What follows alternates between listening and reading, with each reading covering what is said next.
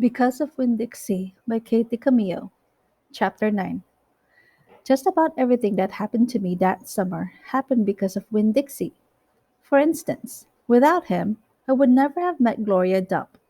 He was the one who introduced us. What happened was this. I was riding my bike home from Gertrude's Pets and Winn Dixie was running along beside me. We went past Dunlop and Stevie Dewberry's house, and when Dunlop and Stevie saw me, they got on their bikes and started following me. They wouldn't ride with me, they just rode behind me and whispered things that I couldn't hear. Neither one of them had any hair on his head, because their mamas shaved their heads every week during the summer because of the one time Dunlop got fleas in his hair from their cat Sadie. And now they look like two identical bald headed babies, even though they weren't twins. Dunlop was 10 years old, like me, and Stevie was 9 and tall for his age. I can hear you, I hollered back at them. I can hear what you're saying, but I couldn't.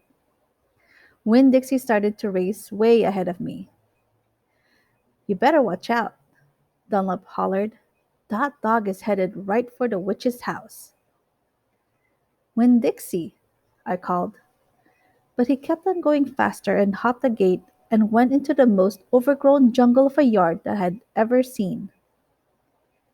You better go get your dog out of there, Dunlop said. The witch will eat that dog, Stevie said. Be quiet, I told him. I got off my bike and went up to the gate and hollered. Winn Dixie, you better come on out of there. But he didn't. She's probably eating him right now, Stevie said.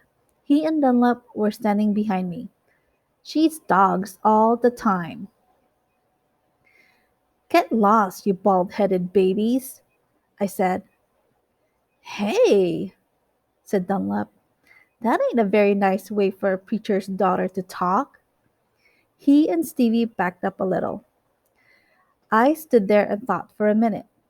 I finally decided that I was more afraid of losing Winn Dixie than I was of having to deal with a dog eating witch, so I went through the gate and into the yard. That witch is going to eat the dog for dinner and you for dessert, Stevie said. We'll tell the preacher what happened to you, Dunlop shouted after me. By then, I was deep in the jungle. There was every kind of thing growing everywhere. There were flowers and vegetables and trees and vines. Winn Dixie? I said. I heard. This dog sure likes to eat. I went around a really big tree all covered in moss, and there was Winn Dixie.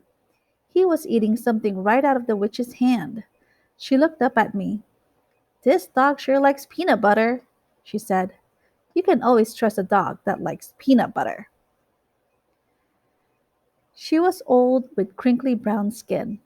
She had on a big floppy hat with flowers all over it, and she didn't have any teeth, but she didn't look like a witch. She looked nice, and when Dixie liked her, I could tell. I'm sorry he got in your garden, I said. You ain't got to be sorry, she said. I enjoy a little company. My name's Opal, I told her. My name's Gloria Dump, she said. Ain't that a terrible last name? Dump? My last name is Baloney, I said. Sometimes the kids at school back home in Watley called me lunch meat. Gloria Dump laughed. What about this dog? What you call him? Winn Dixie? I said. Winn Dixie thumped his tail on the ground. He tried smiling, but it was hard with his mouth all full of peanut butter. Winn Dixie? Gloria Dump said. You mean like the grocery store? Yes, ma'am, I said. Hoo-wee, she said. That takes a strange name prize, don't it? Yes, ma'am, I said. I was just fixing to make myself a peanut butter sandwich, she said. You want one too? All right, I said.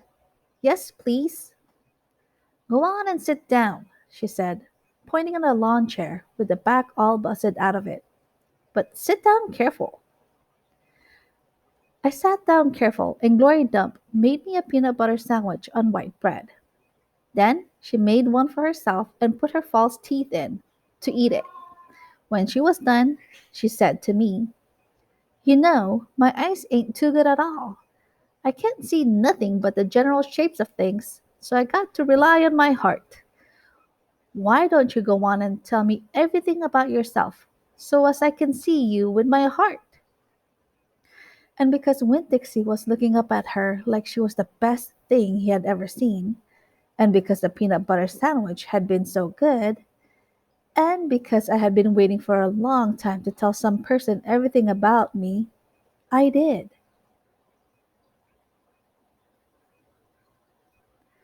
Chapter 10. I told Gloria Dump everything. I told her how me and the preacher had just moved to Naomi and how I had to leave all my friends behind. I told her about my mama leaving, and I listed out the 10 things that I knew about her, and I explained that here, in Naomi, I miss mama more than I ever had in Watley. I told her about the preacher being like a turtle, hiding all the time inside his shell. I told her about finding Winn Dixie in the produce department and how, because of him, I became friends with Miss Franny Block and got a job working for a man named Otis at Gertrude's Pets and got invited to Sweetie Pie Thomas's birthday party. I even told Gloria Dump how Dunlap and Stevie Dewberry called her a witch. But I told her they were stupid, mean, bald headed boys, and I didn't believe them. Not for long, anyhow. And the whole time I was talking, Gloria Dump was listening. She was nodding her head and smiling and frowning and saying, "Hmm," and "Is that right?" I could feel her listening with all her heart, and it felt good. "You know what?" she said when I was all done. "What? Could be that you got more of your mama in you than just red hair and freckles and running fast." "Really?" I said. "Like what?" "Like maybe you got her green thumb. The two of us could plant something and see how it grows. Test your thumb out." "Okay," I said. What Glory Dump picked for me to grow was a tree. Or she said it was a tree. To me, it looked more like a plant. She had me dig a hole for it and put it in the ground and pat the dirt around it tight, like it was a baby and I was tucking it into bed. "What kind of tree is it?" I asked Gloria Dump. "It's a wait and see tree," she said. "What's that mean?" "It means you got to wait for it to grow up before you know what it is." "Can I come back and see it tomorrow?" I asked. "Child," she said, "as long as this is my garden, you're welcome in it. But that tree ain't going to have changed much by tomorrow." "But I want to see you too," I said. "Hm," said Gloria Dump. "I ain't going nowhere. I be right here."